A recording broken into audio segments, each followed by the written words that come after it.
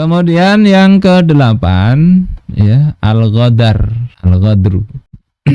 Apa ini? Pengkhianatan. Tapi beda dengan khianat yang kemarin kita bahas, ya. Dari Abi Sa'id Al-Khudri radhiyallahu an, bahwasanya Nabi sallallahu alaihi wasallam bersabda, likulli ghadirin liwaun 'inda istihi yaumal qiyamah. Setiap pengkhianat, orang dia dikasih amanah, kalau janji dikhianati itu kan dia janji mau memberikan sesuatu atau melakukan sesuatu, dia ingkar. Tapi kalau ghadir ini kaitannya bisa lebih umum dari itu.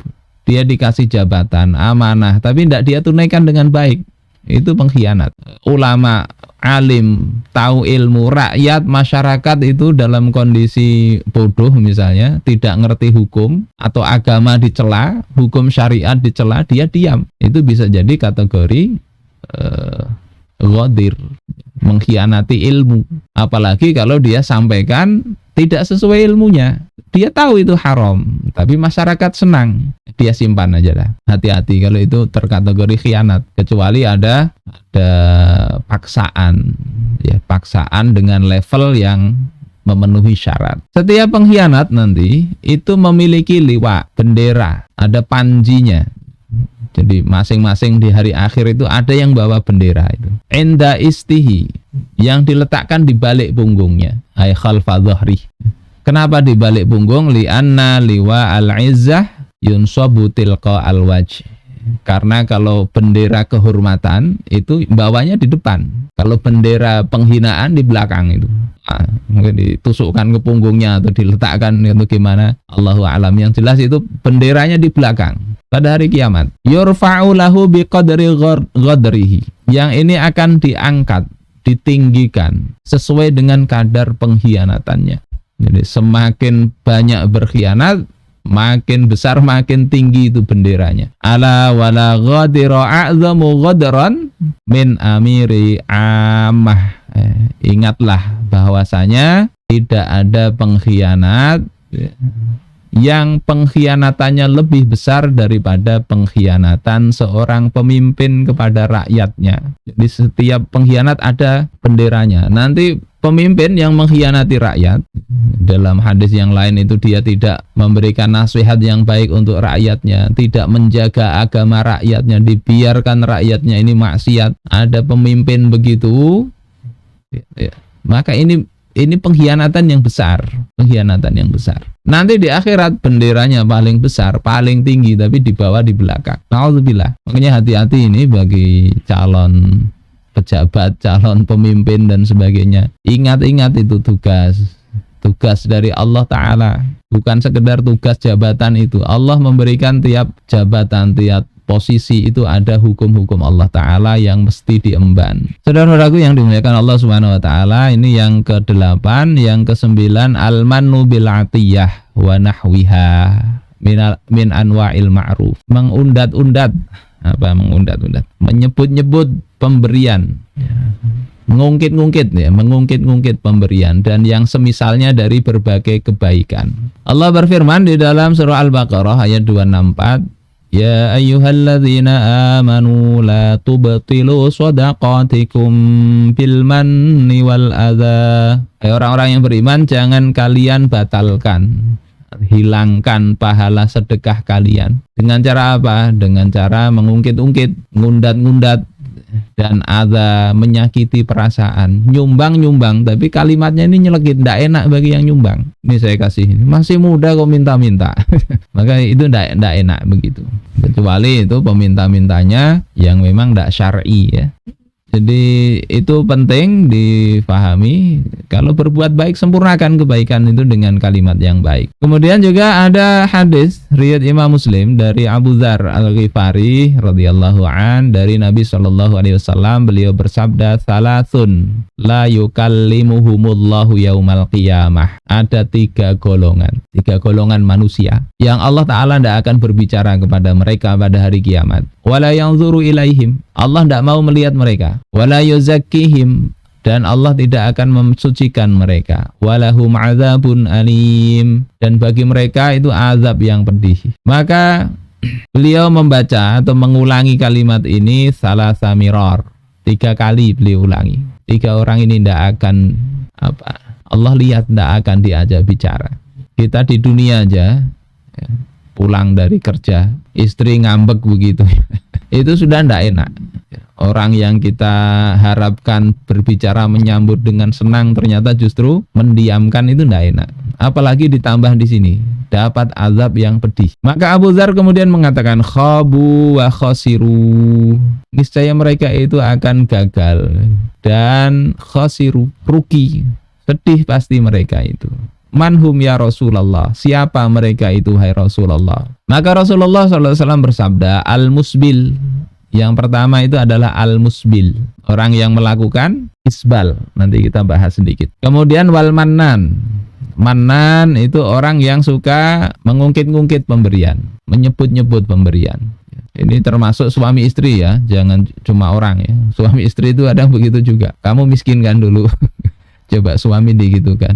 Enggak punya apa-apa. Ini saya yang beli, ini ya saya yang beli. Itu bahaya begitu. Atau suami ke istrinya, istri dulu enggak punya apa-apa kan misalnya. Ngungkit-ngungkit pemberian ini. Hati-hati. Kemudian wal munafiqu sil'atahu bil halifil kadzib. Orang yang dia mengembangkan hartanya, melariskan dagangannya dengan sumpah yang dusta. Ini ya duku Palembang misalnya, manis misalnya, dia bersumpah begitu, demi Allah ini duku Palembang. Iya Palembang ya yang manis ya. Atau mana itu?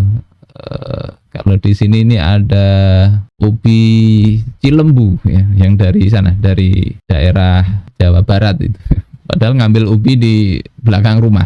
Dusta, laku, ini termasuk 3 orang yang Allah tidak akan muliakan di hari akhir. Jadi musbil, manan yang kita bahas di tema ini, orang yang suka ngungkit-ngungkit pemberian. Ya, kalau sudah ngasih ya sudahlah, anggap enggak pernah kita kasih apa-apa. Apa musbil itu? Ini tambahan di kitab itu enggak ada. Musbil itu kan orang yang memanjangkan kainnya, ya, izar, kain, yakni kayak kain ihram atau kayak pakaian gamis ya. Termasuk juga para ulama memahaminya ya kain yang lain sampai ke bawah mata kaki, itu musbil.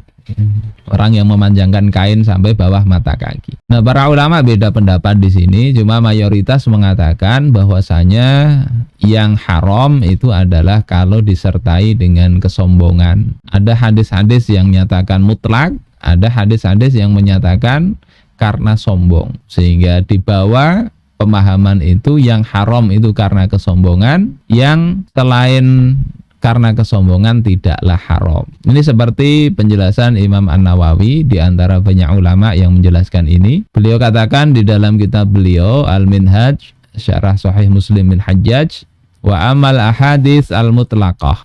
Adapun hadis-hadis yang mutlak, maksudnya disebut sombong apa enggak, itu masuk neraka ya, bi anna ma tahtal ka'baini finnar, bahwasanya apa yang ada di bawah mata kaki itu adalah di dalam neraka. Fal muradu biha makana lil khuyala, maka yang dimaksud itu adalah kalau melabuhkan kain itu karena sombong. Apa sombong itu?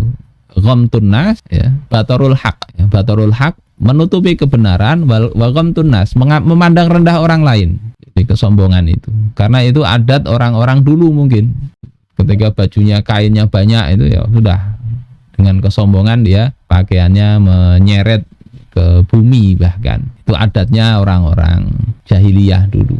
Kalau sekarang itu orang-orang kaya justru kadang tidak pamer pakaian dia, bahkan yang dipamerkan tanpa pakaian. Ini kebalik. Jadi yang dimaksud ini kalau karena sombong, li'annahu mutlak, karena itu riwayat mutlak, fawajaba hamluhu alal muqayyad, maka wajib untuk dibawa kepada riwayat yang muqayyad, yang dibatasi, yakni haramnya itu dibatasi oleh adanya sebab, yakni adanya kesombongan. Dalilnya apa ya? Para sahabat seperti Abu Bakar ya, ketika kainnya kepanjangan di bawah mata kaki, maka itu dibiarkan oleh Rasulullah SAW. Rasul katakan, engkau tidak sombong Jadi itu alasan para ulama mengatakan ini maksudnya adalah kalau karena sombong. Sebagian ulama mengatakan yang dilarang itu adalah kalau sampai menyeser gelayut ke tanah, ya, terkena tanah. Ini untuk laki-laki, nggak masuk ke perempuan. Termasuk juga Ibnu Taimiyah sebetulnya ya. Diriwayatkan bahwasanya Imam Abu Hanifah rahimahullah, beliau memakai rida.